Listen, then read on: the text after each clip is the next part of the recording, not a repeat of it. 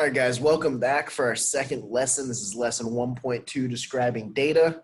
Thank you for not abandoning me after the first lesson and coming back for a second one. Today's lesson is going to be more of giving you some information and showing you what some things look like. So let's get cooking on describing data. So in order to describe data, there are four major aspects that we're going to describe, and those four aspects are the shape, the outliers, the center, and the spread. So in order to remember those four things, we're going to use SOX. So SOX is shape, outliers, center, and spread. So first we're going to start by talking about shape. So first of all, we need to look at how many peaks the data has. So when you draw some kind of density curve to represent the data, if it's roughly this shape with one major peak, it is unimodal. If your data has multiple peaks, as in two peaks, it is bimodal. And if it has more than two peaks, it is called multimodal. So typically we're going to be looking at distributions that are unimodal. And one important thing to note with unimodal distributions is that if they are both unimodal and roughly symmetric, which we'll define on the next page, those distributions are approximately normal. So for the rest of what we're talking about with shape, we're going to focus on unimodal distributions because that's going to be, actually for the rest of what we're talking about for describing data period, we're going to look mainly at unimodal distributions because that's going to be the most common type of distribution that we deal with. So roughly symmetric, this can apply to all different types of shapes, but roughly symmetric with a unimodal distribution means that it's the same, roughly the same on both sides of the median. And for these data sets, if it's unimodal, the mean is approximately equal to the median and the mode.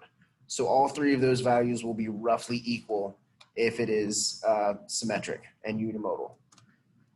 So with unimodal distributions, we can also talk about skew. So left skewed means that there's like a tail over on the left side. And for these, the mean is the smallest of these three quantities. So the mean is going to be less than the median, which will be slightly less than the mode. For right skewed, the data has a tail on the right side. And for these distributions, the mode is less than the median, which is less than the mean. So if you're trying to remember what type of skew it is, remember the side that the tail is on is the direction that it's skewed.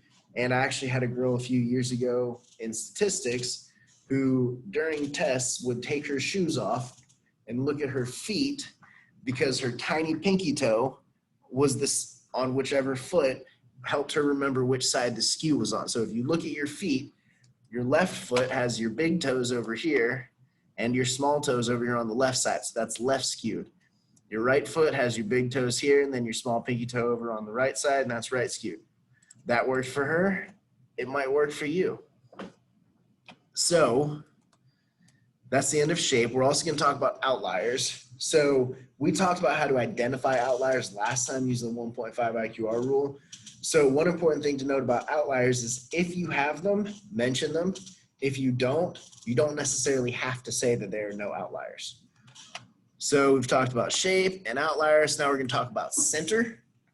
So center, this is where you need to kind of pick what type of measure you're going to use. If we're talking about unimodal distributions, we also need to keep in mind a couple different aspects about the shape of the data to help us figure out which measure of center to use. So for center, we're either going to use mean or median. We're going to use one of those two to describe the center.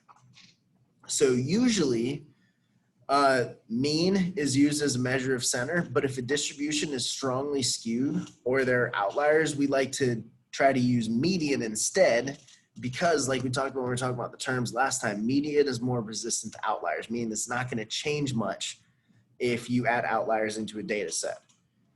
So here's an example. We have a small company of 30 people. Every employee makes between $50,000 and $120,000 per year. But the boss, so the one person out of 30, decides to pay himself $1.7 million per year. So what do you think will be the most accurate measure of center for salary for these employees? So what I want to think about here is if I want a measure of center, I want kind of a typical salary at this company. So if I notice, if I include this $1.7 million, the mean or the average salary will probably be much higher than what most of these people make. but the median salary probably won't change too much because of this $1.7 million. So because of that, this large value causes the data to be skewed right and means that median would be a better measure of center because it's resistant to outliers. So for spread, we're typically going to use standard deviation, or we might use IQR to talk about the spread of a data set. Range is also a valid measurement of spread, but I would caution you against using solely range as a way to describe the spread of a data set. So just like we talked about with mean and median, IQR is more resistant to outliers than standard deviation is. So if we have a skewed distribution, we might want to use IQR over standard deviation.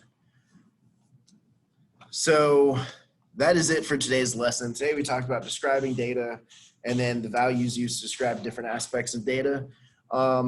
If you want a more in-depth description of this stuff, I'd be happy to make another video going a little bit more in detail about ways that we can describe different types of distributions, specifically normal distributions. There's a whole bunch more that goes along with this, but our purposes right now are just to kind of get a basic idea of what these distributions look like and how to describe them. And when you take AP statistics, you'll dive deeper into all of this data and when you can actually determine what type of data set you're looking at and what you can do with it. So thank you guys for watching this video. I hope that you took some notes. If you have any questions, be sure to bring them to class, and I hope you have a wonderful day.